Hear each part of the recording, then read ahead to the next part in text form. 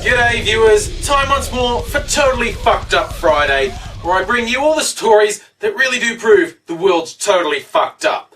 We've had another week of nature being totally fucked up at us. The southern US hit by particularly devastating tornadoes, especially in Alabama. It's absolutely appalling destruction, up to 300 people killed, far worse than usual.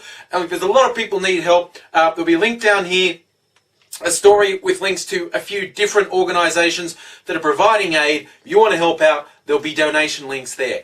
A lot of people seem going to be needing some help, so see what you can do to help them. But on to a fucked up story that's been pissing off a lot of people this week. Who would have thought an unemployed English girl marrying a soldier from a welfare family would cause such a stir? But that's a royal wedding for you.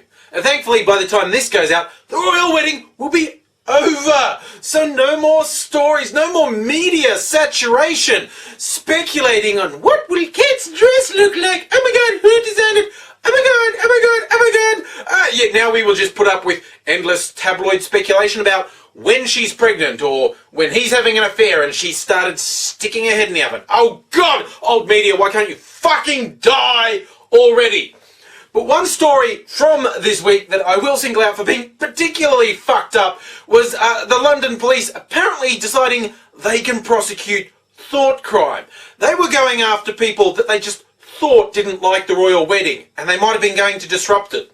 There were some raids on some squats around London this week, which the police just insanely said was nothing to do with the royal wedding. But they actually arrested some people who they suspected were going to disrupt the wedding. And they said one of the stories actually reported the police taking away a guillotine. Really? Look, this might shock you, viewers. This might stun and shock you. But I actually suspect the police are capable of over-dramatising their case. Perhaps even completely fabricating some elements. Shocking, I know. But what if these crazy anarchists were going to, the story goes they were going to take the guillotine out to the public park along the parade route and decapitate some effigies of the royals? Are we expected to believe this? How is that going to work? Because, you know, anarchists, you can spot them a mile off because they always wear black and they have those huge bushy beards and big black hats, and they carry those round bombs with the fuse coming out of them. Usually has bomb written across the front in white paint. And so they begin walking down the street and pushing their guillotine at the same time, and then a cop is going to come up. Hello, hello, hello?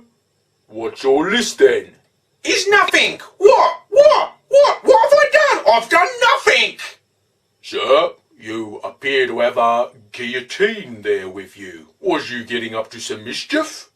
No, well, no, it's not mine. It's not mine. I mean, yeah, okay, it's got my name on it, but it's not a guillotine. Honest, Gov, it's a pumpkin slicer. I work down at the market, and I've got to take it down and slice some of them big old pumpkins so I can make some pumpkin pie to celebrate the royal wedding. Yeah, that's what it is. Alright then, on your way, son. Seriously, arrested not for committing a crime, not for even planning a crime, but just for not fucking liking the royals. What's next? Right, fuck the royals. There you go. Come get me. And finally, some sterling police work where the police were actually protecting the community, whether the community particularly deserved it or not. In Turkey, some police were worried about some con men in Istanbul who had been dosing people with tranquilizers and then burglarizing the houses while they were knocked out. Well, how did they do that? Well, the police decided to test. They said, yeah, let's test the populace. And test they did. And the populace failed.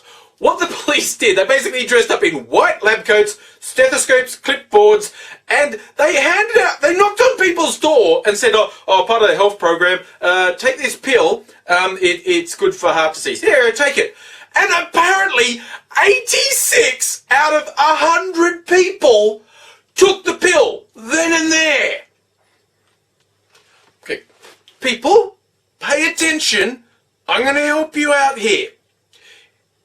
if you're in your own home and someone comes to your door, you don't know them, you weren't expecting them, and they say they're a doctor and they want you to take a pill, don't do it. I don't care how much they look like a TV doctor. I don't care if it's House who comes to your door. When a stranger comes to your door and says, take a pill, don't do it. Actually, I take that back. If you think taking a pill from a random stranger is a good idea, fucking do it. I am sick of the way a society protects really fucking stupid people. Look, Darwin had a plan, okay? If you're that dumb, you're a threat to the gene pool. Take the fucking pill. We'd be better off without you. Really, oh, where do these people come from? Who does that? Yeah, another thing the police did, they were buzzing on intercoms on buildings and actually said, I'm a burglar, let me in. And they were appalled at how many people let them in. They didn't actually say the numbers, but you know what? One would be bad. Who answers an intercom? It's a burglar, let me in. That sounds legitimate. I'll let him in. Oh my God! A little harsh? Maybe. But think about it. People this stupid, some of them have jobs. Maybe they're serving food. Maybe they're that stupid that they would put this heart medicine in your food for your own good, because that's what some morons think is a good idea.